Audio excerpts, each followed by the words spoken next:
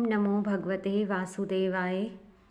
आप सभी को नमस्कार। ओम नमो भगवते वासुदेवाय। राधे राधे। राधा कृष्ण की जय हो। आज मैं आपको सुनाने जा रही हूँ, मेरा आज थर्सडे का फास्ट है, तो मैंने सोचा उसका फल सभी को मिलना चाहिए, पुण्य। तो मैं आपको सुनाने जा रही हूँ बृहस्पतिवार की व्रत कथा। तो हम श्रद्धापूर्वक ध्यान से उसे सुनेंगे।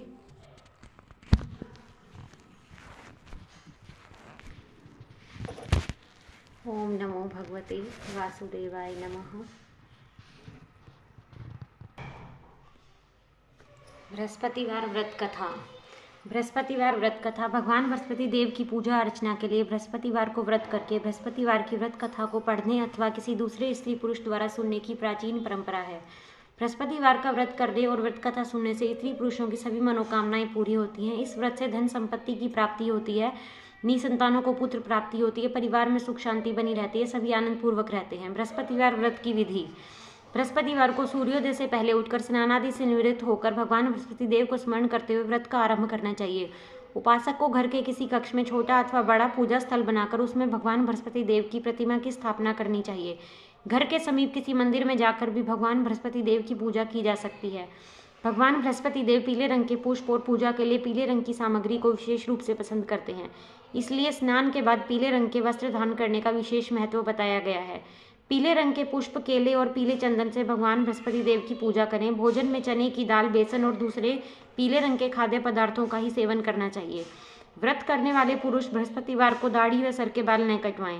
पूजा के समय भगवान बृहस्पति देव से जो मनोकामना प्रकट की जाती है वह उस मनोकामना को अवश्य पूरी करते हैं।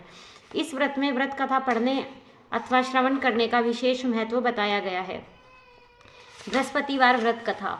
प्राचीन काल में एक बहुत ही निर्धन ब्राह्मण था। उसकी कोई संतान नहीं थी। वह नित्य पूजा पाठ करता, परंतु उसकी स्त्री बहुत मलिनता के साथ रहती थी। वह न स्नान करती, न किसी देवता का पूजन करती, प्रातःकाल उठते ही सर्वप्रथम भोजन करती, फिर कोई अन्य कार्य करती। ब्राह्मण देवता बहुत दुखी रहते थे। पत्नी को बहुत समझाते, परंतु उसकी समझ में कुछ नहीं आता। भगवान की अनुकंपा से एक समय उस ब्राह्मण की पत्नी गर्भवती हुई और 10वें महीने उसने एक सुंदर कन्या को जन्म दिया। कन्या धीरे धीरे बड़ी होने लगी। बचपन से ही उस कन्या की रुचि विष्णु भगवान की पूजा में थी। वह प्रातः उठते ही स्नान आदि करके भगवान विष्णु की पूजा करने मंदिर में जाती थी। बृहस्पतिवार को व्रत करके विधिवत पूजा पाठ करती और व्रत रखती।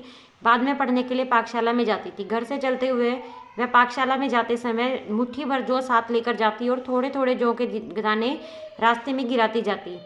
जब वह वापस आती पाकशाला से तो वह जौ के दाने सोने में बदले हुए मिलते थे।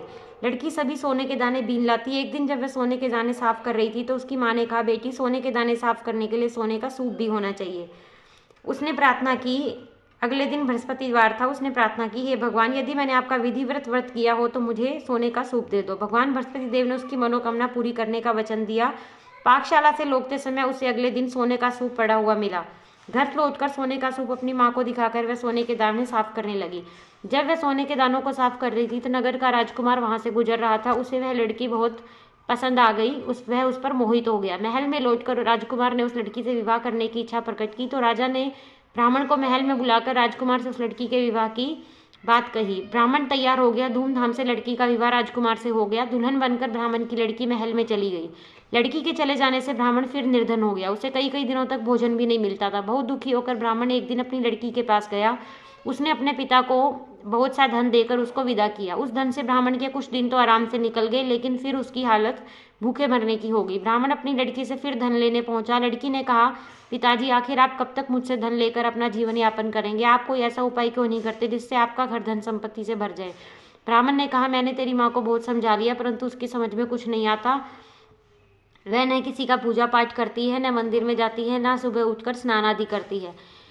तब कुछ सोचकर उसने पिताजी से कहा, पिताजी, आप कुछ दिन के लिए माँ को मेरे पास छोड़ जाइए। तब कुछ सोचकर वह लड़की के पास महल में छोड़ आया। लड़की ने अपनी माँ को कहा, माँ, तुम कल प्रातः उठकर स्नान आदि करके भगवान बृहस्पति देव विष्णु भगवान की पूजा करना।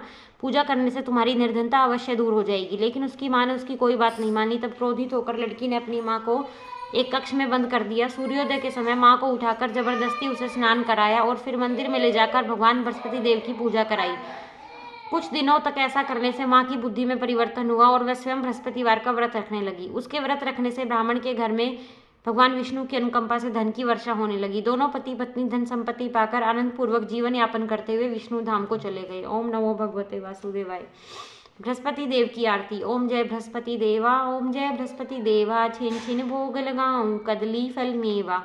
ओम जय बृहस्पति देवा, तुम पूर्ण परमात्मा, तुम अंतर्यामी स्वामी, तुम अंतर्यामी। जगत पिता जगदीश्वर, जगत पिता जगदीश्वर, तुम सबके स्वामी। ओम जय बृहस्पति देवा, चरणामृत निज निर्मल, सब पातक हरता स्वामी, सब पातक हरता, सकल मनोरथ दायक, कृपा करो भरता। ओम जय बृहस्पति देवा, तन मन धन अर्पण कर जो कर जन शरण पड़े स्वामी, जो जन शरण पड़े, प्रभु प्रकट तब होकर आकर द्वार खड़े। ओम जय बृहस्पति देवा, दीन दयाल दयानिधि, भक्तन हितकारी स्वामी, भक्तन हितकारी, पाप दोष सब हरता, भव बंधन हारी। ओम जय बृहस्पति देवा, सकल मनोरथ दायक, सब संशय हारी स्वामी, सब संशय हारी। विषय विकार मिटाओ, विषय विकार मिटाओ, संतन सुखकारी। ओम जय बृहस्पति देवा, जो कोई आरती तेरी प्रेम सहित गावे स्वामी, प्रेम सहित गावे, ज्येष्ठानंदानंदन जो निश्चय पावे। ओम जय बृहस्पति देवा, सकल मनोरथ दायक, सब संशय हारी, विषय विकार मिटाओ, संतन सुखकारी। ओम जय बृहस्पति देवा, ओम जय बृहस्पति देवा। ओम नमो भगवते वासुदेवाय। जय लक्ष्मी माता।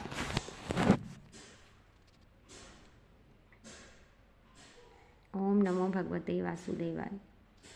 भगवान आप सभी को खुश रखे। राधे राधे।